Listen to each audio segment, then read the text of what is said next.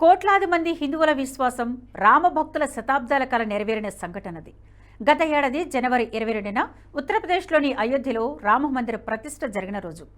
దివ్యమైన భవ్యమైన రామ మందిరంలో బాలరాముడు కొలువుదీరిన ఆ శుభతరుణం ఇప్పుడు మొదటి వార్షికోత్సవం పూర్తి చేసుకున్నది.